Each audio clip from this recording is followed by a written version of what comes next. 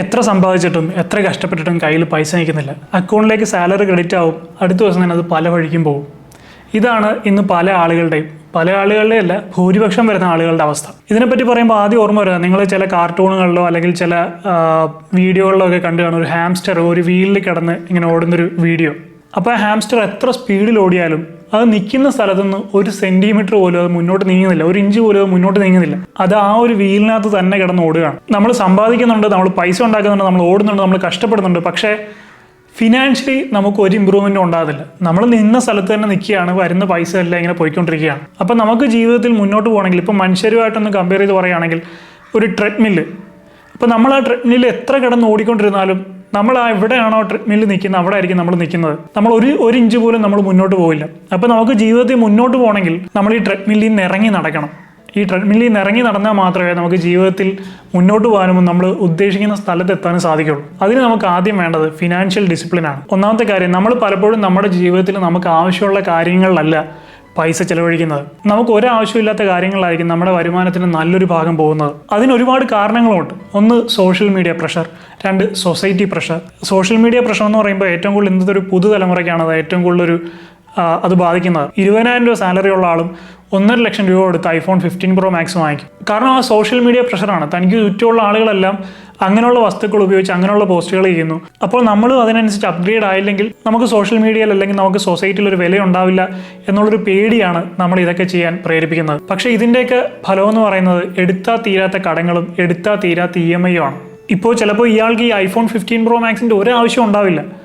അയാൾക്ക് ചിലപ്പോൾ 15,000 രൂപയുടെ ഒരു ആൻഡ്രോയിഡ് ഫോണിൻ്റെ ആവശ്യം, അതിൻ്റെ ഉപയോഗം ചിലപ്പോൾ ഉണ്ടാവുള്ളൂ. പക്ഷേ സോഷ്യൽ മീഡിയയുടെ പ്രഷറും ആ ഒരു സമൂഹത്തിൻ്റെ പ്രഷറും എല്ലാം കൂടി അയാൾക്ക് ആ ഒരു സെൽഫ് എസ്റ്റീം നിലനിർത്തണം എന്നുണ്ടെങ്കിൽ ഇത് കൂടിയേ തീരുമെന്ന് അയാൾക്ക് തന്നെ തോന്നുകയാണ്. അങ്ങനെയാണ് 15,000 അല്ലെങ്കിൽ 20,000 രൂപ സാലറി ഉള്ള ഒരാൾ EMI ഇട്ട് അല്ലെങ്കിൽ വലിയ ലോൺ എടുത്ത് ഇത്രയും കൂടിയൊരു ഫോണൊക്കെ വാങ്ങിക്കുന്നത്. സത്യം പറഞ്ഞാൽ അയാൾക്ക് അതിൻ്റെ എന്തെങ്കിലും ആവശ്യമുണ്ടോ എന്ന് ചോദിച്ചു കഴിഞ്ഞാൽ ഒരാവശ്യമില്ല. ഇനി കുറച്ചുകൂടെ ഏജ് ആയിട്ടുള്ള ആളുകളിലേക്ക് പോവുകയാണെങ്കിൽ അവിടെയും നമുക്ക് കാണാം സൊസൈറ്റി പ്രഷർ. നമ്മൾ പല കാര്യങ്ങളിലും കണ്ടിട്ടുണ്ട്, ഭാര്യമാർ ഭർത്താക്കന്മാരോട് പറയുന്നത് അപ്പുറത്തെ വീട്ടിൽ അവർ അത് വാങ്ങിച്ചു, അപ്പുറത്തെ വീട്ടിൽ ഇവർ വാങ്ങിച്ചു എന്ന് പറഞ്ഞിട്ട് ഈ വീട്ടിൽ വാങ്ങിക്കാൻ നിർബന്ധിക്കുന്നത്. ചിലപ്പോൾ അപ്പുറത്തെ വീട്ടിൽ അയാൾക്ക് അതുകൊണ്ട് ഉപകാരം ഉണ്ടായിരിക്കും, ചിലപ്പോൾ അതുകൊണ്ട് അയാൾക്ക് പ്രൊഡക്റ്റീവായിട്ട് ആ ഒരു സാധനം കൊണ്ട് പൈസ ഉണ്ടാക്കാൻ സാധിക്കുന്നുണ്ടായിരിക്കും, അതിനായിരിക്കും ചിലപ്പോൾ അവർ വാങ്ങിച്ചത്. പക്ഷേ ഇവിടെ നമ്മൾ ഒരു കാര്യമില്ലാതെ നമുക്ക് ഒരു ആവശ്യമില്ലായിരുന്നിട്ട് കൂടി അവരുമായിട്ട് ഒന്ന് കോമ്പറ്റ് ചെയ്യാൻ വേണ്ടി, അവരുമായിട്ടുള്ള സോഷ്യൽ സ്റ്റാറ്റസ് നിലനിർത്താൻ വേണ്ടി നമ്മളും അത് വാങ്ങിക്കാൻ നിർബന്ധിതരാണ്. അപ്പോൾ ഇതാണ് ഒരാളെ സാമ്പത്തികമായിട്ട് ഏറ്റവും വലിയൊരു ദുരന്തമാക്കുന്നതും ഏറ്റവും വലിയൊരു പരാജയമാക്കുന്നതും എത്ര നമ്മൾ സമ്പാദിച്ചിട്ട് നമ്മുടെ കയ്യിൽ 1 രൂപ പോലും സേവിങ്സ് ഇല്ലാതാക്കുന്നതായിട്ടുള്ള ഒരു പ്രധാന കാരണം.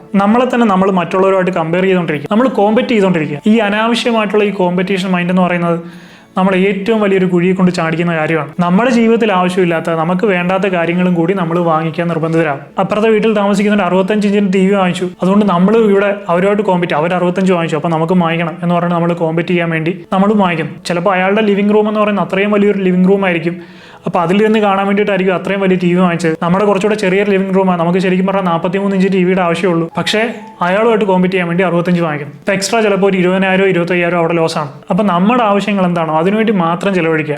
ഇപ്പോൾ കഴിഞ്ഞൊരു വീഡിയോയിൽ എങ്ങനെ കടബാധ്യത തീർക്കാമെന്ന് പറഞ്ഞൊരു വീഡിയോ ഞാൻ ചെയ്തിട്ടുണ്ടായിരുന്നു.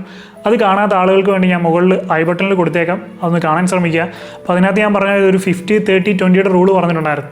നമ്മുടെ ജീവിതത്തിൽ നമ്മുടെ സമ്പാദ്യത്തിൻ്റെ നമ്മുടെ വരുമാനത്തിൻ്റെ 50% നമ്മുടെ അത്യാവശ്യ കാര്യങ്ങൾക്ക്, അതായത് നമ്മുടെ ആഹാരം, വസ്ത്രം, മരുന്നുകൾ, അങ്ങനെയുള്ള നമ്മുടെ ജീവിതത്തിൽ അത്യാവശ്യ കാര്യങ്ങൾക്കും 30% നമുക്ക് ആവശ്യമുള്ള കാര്യങ്ങൾ, നമുക്ക് ആഗ്രഹമുള്ള കാര്യങ്ങൾക്കും 20% നമ്മുടെ സേവിങ്സിനായിട്ട് മാറ്റി വെക്കണം എന്നുള്ളത്. അപ്പം ഞാൻ പറഞ്ഞു വന്ന മറ്റുള്ളവരുടെ ആവശ്യവും നമ്മുടെ ആവശ്യവും ഒന്നാണോന്നില്ല. അവരുടെ ജീവിതമായിരിക്കില്ല നമ്മുടെ ജീവിതം. നമ്മളിപ്പോൾ പുറത്തുനിന്ന് നോക്കുമ്പോൾ മറ്റൊരാൾക്ക് വലിയ കാറുണ്ട്, വലിയ വീടുണ്ട്, അയാൾ വളരെ സന്തോഷവാനായിട്ട് കഴിയുന്നു, എനിക്കിതൊന്നും ഇല്ലല്ലോ എന്നുള്ളൊരു ബോധം വരുമ്പോൾ തന്നെ സ്വാഭാവികമായിട്ടും അയാളുമായിട്ട് കോമ്പറ്റ് ചെയ്യാനും ഇല്ലാത്ത പൈസ മുടക്കി ആ ഒരു ലെവലിലേക്ക് എത്താനും ഒക്കെ ഉള്ളൊരു ചിന്താഗതി നമുക്ക് വരും. പക്ഷേ നമുക്കറിയില്ല അയാൾ ഏത് സിറ്റുവേഷനിൽ കൂടെയാണ് പോയിക്കൊണ്ടിരിക്കുന്നത്. അയാൾക്ക് ചിലപ്പോൾ വലിയ വീടുണ്ടാവും, കാറുണ്ടാവും, പക്ഷേ അയാൾക്ക് ചിലപ്പോൾ ആരോഗ്യം ഉണ്ടാവില്ല.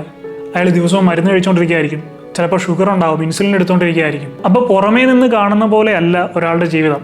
ഓരോ വ്യക്തികളുടെയും ജീവിതത്തിലേക്ക് കയറി ചെല്ലുമ്പോൾ അവരുടേതായിട്ടുള്ള വലിയ വലിയ പ്രശ്നങ്ങളുണ്ട്. അപ്പോൾ നമ്മളെ ഒരിക്കലും മറ്റുള്ള ആളുകളുമായിട്ട് കമ്പയർ ചെയ്തായിരിക്കുക. നമുക്ക് കോമ്പറ്റ് ചെയ്യാം, നമ്മളുമായിട്ട് തന്നെ കോമ്പറ്റ് ചെയ്യാം. നമ്മുടെ ഇന്നലെ ഉണ്ടായിരുന്ന നമ്മുടെ വേർഷനുമായിട്ട് നമുക്ക് കോമ്പറ്റ് ചെയ്യാം. ഇന്നലെ ഞാൻ എന്തായിരുന്നു അതിനേക്കാളും ഒരു സ്റ്റെപ്പ് മുമ്പിൽ ഇന്നായിരിക്കണം എന്ന് പറഞ്ഞ് നമുക്ക് നമ്മളുമായിട്ട് തന്നെ കോമ്പറ്റ് ചെയ്യാം. മറ്റുള്ളവർ വാങ്ങിക്കുന്ന കണ്ട് വാങ്ങിക്കാൻ നമുക്ക് ആവശ്യമുള്ള കാര്യങ്ങൾ മാത്രം വാങ്ങിക്കുക. ഇപ്പോൾ ഞാൻ എൻ്റെ ലൈഫിൽ കുറേ വർഷങ്ങളുകൊണ്ട് അങ്ങനെയാണ്. മറ്റുള്ളവർ എന്ത് വാങ്ങിച്ചു ഇത് വാങ്ങിച്ചു ഒന്നും ഞാൻ ശ്രദ്ധിക്കാറില്ല. എനിക്ക് എന്താണ് ആവശ്യം, എനിക്ക് പ്രയോജനമുള്ള കാര്യമാണോ, എനിക്ക് പ്രൊഡക്റ്റീവായിട്ടുള്ള കാര്യമാണോ, അത് മാത്രമേ ഞാൻ വാങ്ങിക്കാറുള്ളൂ. അല്ലെങ്കിൽ എൻ്റെ ആഗ്രഹം എന്താണ് അത് വാങ്ങിച്ച് അതിനനുസരിച്ചാണ് ഞാൻ ജീവിക്കുന്നത്. അപ്പോൾ മറ്റൊരാൾ ആ കാര്യം വാങ്ങിച്ചു എന്ന് പറഞ്ഞ് ഞാൻ ഇത് വാങ്ങിക്കണമെന്ന് ഒരു നിർബന്ധമില്ല. എനിക്ക് ചിലപ്പോൾ അതിനോട് താല്പര്യം കാണില്ല. അവരുമായിട്ടുള്ള സോഷ്യൽ സ്റ്റാറ്റസ് മാച്ച് ചെയ്യാൻ വേണ്ടി അത് വാങ്ങിക്കുക പറഞ്ഞാൽ ഏറ്റവും വലിയൊരു മണ്ടത്തരമാണ്. അപ്പോൾ എനിക്ക് ആവശ്യം എന്താണ്, എൻ്റെ ഇഷ്ടം എന്താണ്, നമ്മുടെ ഇഷ്ടത്തിന് നമ്മുടെ ആവശ്യങ്ങൾക്കും വേണ്ടിയായിരിക്കണം നമ്മൾ ചിലവഴിക്കുന്നത്. അയാളുടെ മകൻ വിദേശത്ത് പഠിക്കാൻ പോയി, എൻ്റെ മകന് വിദേശത്ത് പഠിക്കാൻ പോകാൻ സാധിക്കുന്നില്ല. ഇങ്ങനെയുള്ള അനാവശ്യമായിട്ടുള്ള കമ്പാരിസണുകൾ നിങ്ങളെ ഒരു ഇൻഫീരിയോറിറ്റി കോംപ്ലക്സ് നിങ്ങളുടെ മനസ്സിലുണ്ടാക്കി വെക്കും. ആവശ്യമില്ലാത്തൊരു ഇൻഫീരിയോറിറ്റി കോംപ്ലക്സ്. അയാൾക്കില്ലാത്ത പല കാര്യങ്ങളും നിങ്ങൾക്കുണ്ടാവും.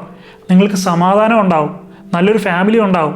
ചിലപ്പോൾ അയാളുടെ കുട്ടികൾ അയാളുടെ കൂടെ ഉണ്ടാവില്ല, പക്ഷേ നിങ്ങളുടെ കുട്ടികൾ നിങ്ങളുടെ കൂടെ ഉണ്ടാവും. നിങ്ങളൊരു ഫാമിലി ആയിട്ട് ഒന്നിച്ചിരുന്ന് എല്ലാ ദിവസവും നിങ്ങൾ ഭക്ഷണം കഴിക്കുന്നുണ്ടാവും.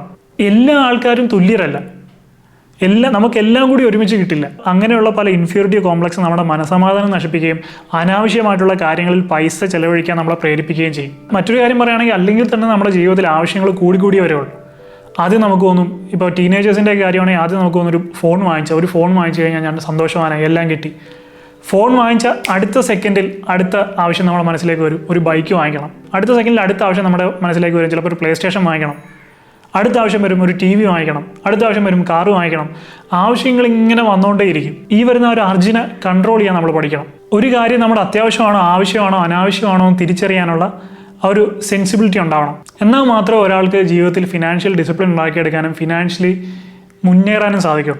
അല്ലെങ്കിൽ നിങ്ങൾക്ക് എത്ര വരുമാനം ഉണ്ടായിക്കോട്ടെ. ഞാൻ കഴിഞ്ഞ വീഡിയോയിലും പറഞ്ഞാൽ നിങ്ങൾക്ക് 25,000 കിട്ടുമ്പോൾ നിങ്ങൾക്ക് തോന്നും 50,000 രൂപ സാലറി ഉണ്ടായിരുന്നെങ്കിൽ എനിക്ക് കുറച്ചുകൂടെ സ്റ്റേബിൾ ആവായിരുന്നു. 50,000 കിട്ടുമ്പോൾ നിങ്ങൾക്ക് തോന്നുന്നു 1,00,000 രൂപ സാലറി ഉണ്ടായിരുന്നെങ്കിൽ എനിക്ക് കുറച്ചുകൂടെ ഒന്ന് സ്റ്റേബിൾ ആവായിരുന്നു. 1,00,000 കിട്ടുമ്പോൾ തോന്നുന്നു 2,00,000 കിട്ടിയിരുന്നെങ്കിൽ കുറച്ചുകൂടെ ഒന്ന് സ്റ്റേബിൾ ആവായിരുന്നു.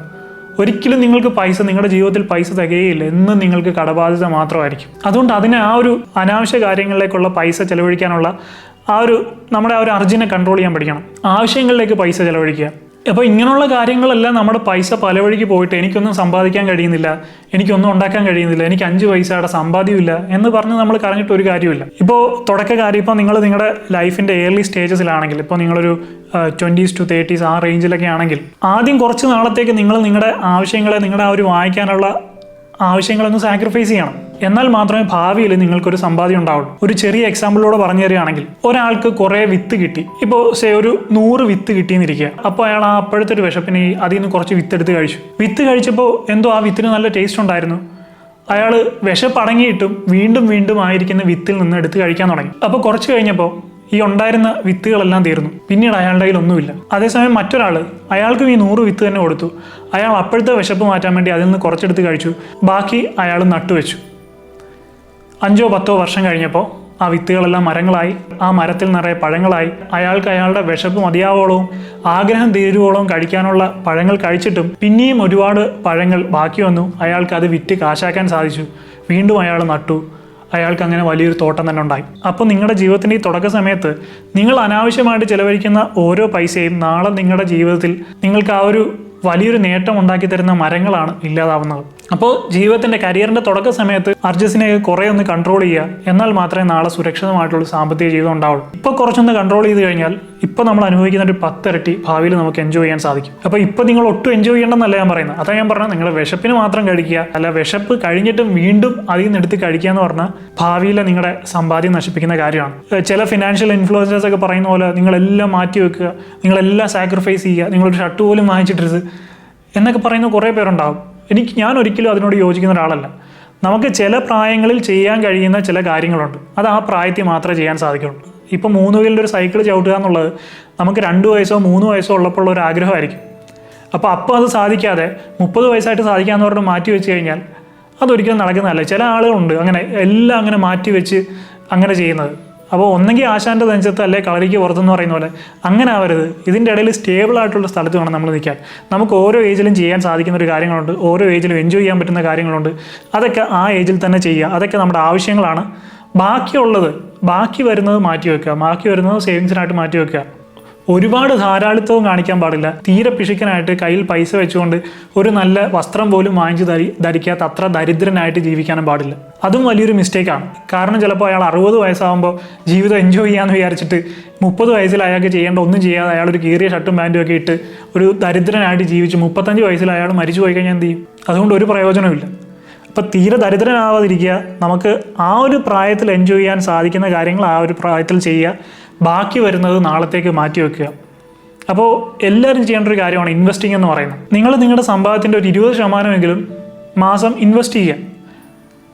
നല്ല നല്ല കാര്യങ്ങൾ, ഇപ്പോൾ സ്റ്റോക്കിൽ ഇൻവെസ്റ്റ് ചെയ്യാം, മ്യൂച്വൽ ഫണ്ടിൽ ഇൻവെസ്റ്റ് ചെയ്യാം. ഇപ്പോൾ റിയൽ എസ്റ്റേറ്റ് അത്രയും നല്ലൊരു ഓപ്ഷനായിട്ട് എനിക്ക് പറയാൻ സാധിക്കില്ല. കാരണം റിയൽ എസ്റ്റേറ്റിന് അത്രത്തോളം ടാക്സും കാര്യങ്ങളൊക്കെ വരുന്നുണ്ട്. മാത്രമല്ല എൻ്റെ അപ്രിസിയേഷനും അത്രത്തോളം വരുന്നില്ല. ലിക്വിഡിറ്റി കുറവാണ്. നമുക്കിപ്പോൾ പെട്ടെന്നൊരു ആവശ്യം ഉണ്ടായി പണം വേണമെന്ന് തോന്നുകയാണെങ്കിൽ ഈ സ്ഥലം വിൽക്കാൻ എങ്ങനെ പോയാലും ചിലപ്പോൾ ഒരു 2-3 മാസമൊക്കെ എടുക്കും. അതുകൊണ്ട് കുറേ സ്ഥലങ്ങൾ വാങ്ങിച്ചിടുന്നത് ഇപ്പോഴത്തെ സിറ്റുവേഷനിൽ അത്രത്തോളം ഒരു ബുദ്ധിപരമായിട്ടുള്ള കാര്യങ്ങളല്ലേ. അപ്പോൾ പോർട്ട്ഫോളിയോ എപ്പോഴും ഡൈവേഴ്സിഫൈഡ് ആക്കുക. കിട്ടുന്ന പൈസ ചില ആളുകൾ മുഴുവൻ സ്ഥലം വാങ്ങിച്ചിടും. അതും ബുദ്ധിപരമായിട്ടുള്ളൊരു കാര്യമല്ല. ഡൈവേഴ്സിഫൈഡ് ആക്കുക, എല്ലാ മേഖലകളിലും വേണം. അപ്പോൾ ഏതെങ്കിലും ഒരു സെക്ടർ തകർന്നാലും മറ്റൊരു സെക്ടറിൽ നിന്ന് നമുക്ക് റിട്ടേൺസ് കിട്ടും. ഗോൾഡിൽ ഇൻവെസ്റ്റ് ചെയ്യാം, ETF ഇൻവെസ്റ്റ് ചെയ്യാം, ഇക്വിറ്റിയിൽ ഇൻവെസ്റ്റ് ചെയ്യാം, മ്യൂച്വൽ ഫണ്ട്സിൽ ഇൻവെസ്റ്റ് ചെയ്യാം, കുറച്ച് ക്രിപ്റ്റോയിൽ ഇൻവെസ്റ്റ് ചെയ്യാം, കുറച്ച് റിയൽ എസ്റ്റേറ്റിൽ ഇൻവെസ്റ്റ് ചെയ്യാം. അപ്പോൾ പോർട്ട്ഫോളിയോ എപ്പോഴും ഡൈവേഴ്സിഫൈഡ് ആയിട്ട് കീപ്പ് ചെയ്യാം. സ്റ്റോക്സ് തന്നെ നമുക്ക് വേണമെങ്കിൽ US സ്റ്റോക്കിൽ ഇൻവെസ്റ്റ് ചെയ്യാം. അതുപോലെ തന്നെ ടാക്സ് ഇല്ലാത്ത വിദേശ രാജ്യങ്ങളിൽ ഇൻവെസ്റ്റ് ചെയ്യാം. UAE പോലുള്ള രാജ്യങ്ങളിലൊന്നും ടാക്സ് ഇല്ല. ലോങ് ടൈം ക്യാപിറ്റൽ ഗെയിനും short time capital gain tax ഒന്നുമില്ല. അപ്പോൾ അവിടെയും കൂടെ വേണമെങ്കിൽ ഇൻവെസ്റ്റ് ചെയ്യാം. പോർട്ട്ഫോളിയോ എപ്പോഴും ഡൈവേഴ്സിഫൈഡ് ആയിട്ട് വെക്കുക. അപ്പോൾ നമ്മുടെ തുടക്കകാലത്ത് നമ്മുടെ ആ ഒരു അനാവശ്യമായിട്ടുള്ള ചിലവുകളൊക്കെ കുറച്ചൊന്ന് കൺട്രോൾ ചെയ്ത ഒരു ക്യാപിറ്റൽ കോർ ഉണ്ടാക്കുക. ഇപ്പോൾ ഇന്നത്തെ നിങ്ങളുടെ 1000-ഓ 10,000-ഓ ആയിരിക്കും നാളെ നിങ്ങളുടെ 10 ലക്ഷമോ 1 കോടിയോ ആകാൻ പോകുന്നത്. ആ വിത്തുണ്ടെങ്കിലേ നാളെ മരം ഉണ്ടാവുള്ളൂ. അപ്പോൾ ആ ഇന്നത്തെ വിത്ത് നാളത്തേക്ക് വേണ്ടിയുള്ള, നാളത്തെ മരത്തിന് വേണ്ടിയുള്ള ഇന്നത്തെ വിത്ത് സൂക്ഷിച്ചു വെക്കുക. എല്ലാവരും പറയും പൈസ ഒന്നുമല്ല, പൈസയല്ല ജീവിതം. പക്ഷേ ജീവിതത്തിൽ വലിയൊരു ഭാഗം പൈസയ്ക്കുണ്ട്. പണം എന്ന് പറയുന്ന കാര്യത്തിന് ജീവിതത്തിൽ വലിയൊരു ഭാഗം റോള് വഹിക്കാൻ സാധിക്കും. നമ്മുടെ കയ്യിൽ പൈസ ഉണ്ടെങ്കിൽ നമ്മൾ കുറച്ചുകൂടെ കോൺഫിഡൻ്റ് ആവും. എന്ത് വന്നാലും നേരിടാം എന്നുള്ളൊരു വിശ്വാസം ഉണ്ടാവും. ജീവിതത്തിൽ കുറച്ച് റിസ്ക് എടുക്കാനുള്ള മനോബലം ഉണ്ടാവും. അപ്പോൾ പൈസയ്ക്ക് വലിയ ഒരു റോളുണ്ട്. പൈസ ഇല്ലാത്ത ഒരാൾക്കും പൈസ ഉള്ള ഒരാൾക്കും ഒരേപോലൊരു സിറ്റുവേഷൻ ജീവിതത്തിൽ വരികയാണെങ്കിൽ ഓൾമോസ്റ്റ് കുറേ കാര്യങ്ങൾക്ക് പൈസ ഉള്ള ഒരാളാണെങ്കിൽ അയാൾക്ക് പെട്ടെന്ന് റിക്കവർ ആകാൻ സാധിക്കും. അയാൾക്ക് പെട്ടെന്ന് ആക്സസിബിലിറ്റി കൂടുതലായിരിക്കും. പല കാര്യങ്ങളിലേക്കുള്ള ആക്സസിബിലിറ്റി കൂടുതലായിരിക്കും. ഇപ്പോൾ പൈസ ഉള്ള ഒരാൾക്കും പൈസ ഇല്ലാത്ത ഒരാൾക്കും ഒരു ഹാർട്ട് അറ്റാക്ക് വന്നു എന്ന് വിചാരിക്കാം. അപ്പോൾ മരിക്കേണ്ട സമയത്ത് ആരായാലും എപ്പോഴായാലും മരിക്കും. പക്ഷേ പൈസ ഇല്ലാത്ത ഒരാൾക്ക് ഒരു പ്രൈവറ്റ് ഹോസ്പിറ്റലിലേക്കുള്ള ആക്സസിബിലിറ്റിയേക്കാളും കൂടുതലാണ് പൈസ ഉള്ള ഒരാൾക്ക് ഒരു മൾട്ടി സ്പെഷ്യാലിറ്റി ഹോസ്പിറ്റലിൽ പോകാനും അത് ട്രീറ്റ് ചെയ്യാനുള്ള ചാൻസസ് കൂടുതലുണ്ട്. അപ്പോൾ നമ്മുടെ ജീവിതത്തിൽ പല കാര്യങ്ങളും പൈസ ഉണ്ടെങ്കിൽ കുറച്ചുകൂടെ ഈസിയാവും. പവർ ഓഫ് മണി എന്ന് പറയുന്നത് വളരെ വലുതാണ്. അപ്പോൾ പല ആളുകളും പൈസ ജീവിതത്തിൽ ഒന്നുമല്ല എന്ന് പറയുന്നതോട് എനിക്ക് യാതൊരു തരത്തിലുള്ള യോജിപ്പുമില്ല. പൈസയ്ക്ക് പൈസ തന്നെ വേണം. പൈസയ്ക്ക് പൈസയുടേതായിട്ടുള്ള റോള് ജീവിതത്തിലുണ്ട്. ഇപ്പോൾ നമ്മൾക്ക് വേണ്ടിയാണെങ്കിലും മറ്റൊരാളെ സഹായിക്കാനാണെങ്കിലും പൈസയ്ക്ക് പൈസ തന്നെ വേണം. അപ്പോൾ എത്ര ജോലി ചെയ്തിട്ടും കയ്യിൽ പൈസ നിൽക്കുന്നില്ല, ജീവിതത്തിൽ സമ്പാദ്യമില്ല എന്ന് തോന്നുന്നവർക്ക് ഇതൊക്കെ ഒന്ന് പരീക്ഷിച്ച് നോക്കാവുന്നതാണ്. ഇന്നോടൊന്ന് പോയിന്റ് ഔട്ട് ചെയ്ത് പറയുകയാണെങ്കിൽ ആ ഹാംസ്റ്റർ വീലിൽ നിന്ന്, ആ കറങ്ങുന്ന വീലിൽ നിന്ന് അല്ലെങ്കിൽ ആ ട്രെഡ്മില്ലിൽ നിന്ന് താഴേക്ക് ഇറങ്ങി മുന്നോട്ട് നടക്കാൻ പഠിക്കുക. അനാവശ്യമായിട്ടുള്ള ചിലവുകളെ കൺട്രോൾ ചെയ്യുക. ആവശ്യത്തിന് മാത്രം പൈസ ചിലവഴിക്കുക. ബാക്കിയുള്ള പൈസ സേവ് ചെയ്യുക. സോഷ്യൽ മീഡിയ പ്രഷർ, സൊസൈറ്റിയുടെ പ്രഷറിൽ നിന്ന് പുറത്തേക്ക് വരിക. ഇൻഫാക്ട് നമ്മൾ മറ്റുള്ളവരെ എന്ത് കാണിച്ചാലും അത് ആ ഒരു കുറച്ച് നാളത്തേക്ക് മാത്രമേ ഉണ്ടാവുള്ളൂ. അത് കൺസിസ്റ്റൻ്റ് ആവുന്നതിലാണ് കാര്യം. ഇപ്പോൾ ഇന്ന് നിങ്ങളൊരു iPhone 15 വാങ്ങിച്ചു, നാളെ iPhone 18 ഇറങ്ങും. അപ്പോൾ നിങ്ങളുടെ ഫോൺ ഔട്ട്ഡേറ്റഡ് ആവും. അപ്പോൾ നിങ്ങൾക്ക് ചിലപ്പോൾ നിങ്ങളുടെ ആ ഒരു സാലറിക്ക് അതുമായിട്ട് കീപ്പ് ചെയ്യാൻ പറ്റിയെന്ന് വരില്ല. അപ്പോൾ കൺസിസ്റ്റൻ്റ് ആയിട്ടിരിക്കാൻ ശ്രദ്ധിക്കുക. അപ്പം സോഷ്യൽ മീഡിയയുടെ പ്രഷറിനോ സൊസൈറ്റിയുടെ പ്രഷറിനോ അനുസരിച്ച് അനാവശ്യമായിട്ട് നിങ്ങളുടെ പൈസ ചിലവഴിക്കാതിരിക്കുക. മറ്റുള്ളവരുമായിട്ട് നിങ്ങളെ കമ്പയർ ചെയ്യാതിരിക്കുക. നിങ്ങളുമായിട്ട് തന്നെ നിങ്ങളെ കമ്പയർ ചെയ്യുക. ഇന്നലെ ഉണ്ടായിരുന്ന എന്നെക്കാളും എത്രത്തോളം ബെറ്റർ ആയിട്ടുണ്ട് ഇന്നുള്ള ഞാൻ എന്ന് നിങ്ങളുമായിട്ട് തന്നെ കമ്പയർ ചെയ്യുക. മറ്റുള്ളവരുമായിട്ട് നിങ്ങളെ കമ്പയർ ചെയ്യാതിരിക്കുക. അനാവശ്യമായിട്ടുള്ള ഇൻഫീരിയോറിറ്റി കോംപ്ലക്സ് മാറ്റി വെക്കുക. ഒരാൾ മെഴ്സഡീസ് കാറിൽ വന്നു, നിങ്ങളൊരു മാരുതി ഓൾട്ടോയിലാണ് വന്നത്, അയാളോട് ഞാൻ എങ്ങനെ പോയി സംസാരിക്കും? അങ്ങനെയുള്ള ഇൻഫീരിയോറിറ്റി കോംപ്ലക്സുകളൊക്കെ ജീവിതത്തിൽ നിന്ന് എടുത്തു മാറ്റുക. ഇങ്ങനെയുള്ള പല ഇൻഫീരിയോറിറ്റി കോംപ്ലക്സുകളും നമ്മുടെ ജീവിതത്തിൽ മുന്നേറാൻ തടസ്സമായിരിക്കും. നിങ്ങൾക്ക് മെഴ്സഡീസ് വാങ്ങിക്കാം, നിങ്ങൾക്ക് മനസ്സിൽ അത്രത്തോളം ആ ഒരു വണ്ടി വാങ്ങിക്കാൻ ആഗ്രഹമുണ്ട് എന്നുണ്ടെങ്കിൽ നിങ്ങൾക്ക് തീർച്ചയായിട്ടും വാങ്ങിക്കാം. പക്ഷേ അത് മറ്റൊരാളുമായി കമ്പയർ ചെയ്ത് അയാളുമായിട്ട് കോമ്പറ്റ് ചെയ്യാൻ വേണ്ടി അല്ലെങ്കിൽ അയാളുമായിട്ട് മാച്ച് ചെയ്യാൻ വേണ്ടി ആവരുത്. അപ്പോൾ നിങ്ങൾ നിങ്ങളുടെ ഇഷ്ടത്തിനല്ല ജീവിക്കുന്നത്, മറ്റൊരാളുമായി കോമ്പറ്റ് ചെയ്യാൻ വേണ്ടി അയാളുടെ ഇഷ്ടത്തിനാണ് ജീവിക്കുന്നത്. മറ്റൊരു കാര്യമാണ്, തുടക്കത്തെ കുറച്ച് നാളത്തേക്ക് നിങ്ങളുടെ അനാവശ്യമായിട്ടുള്ള ചിലവുകളൊക്കെ ഒന്ന് കൺട്രോൾ ചെയ്ത് നാളത്തേക്ക് വേണ്ടിയുള്ള വിത്തുകൾ സൂക്ഷിക്കുക. നിങ്ങൾ ഇന്ന് സേവ് ചെയ്യുന്ന ഓരോ 1000 രൂപയും 10,000 രൂപയാണ് നാളെ നിങ്ങളുടെ 1 ലക്ഷവും 10 ലക്ഷവും 1 കോടിയൊക്കെ ആകാൻ പോകുന്നത്.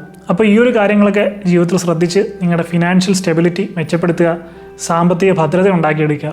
അപ്പോൾ എന്തായാലും ഈ പറഞ്ഞ കാര്യങ്ങളൊക്കെ നിങ്ങൾക്ക് ക്ലിയറായി കാണും എന്ന് ഞാൻ വിശ്വസിക്കുന്നു. I hope you find this video helpful. If you like this video, please like, share and subscribe, and please don't forget to enable the bell button. I'll see you in my next video. I am Adil Hussain, signing off.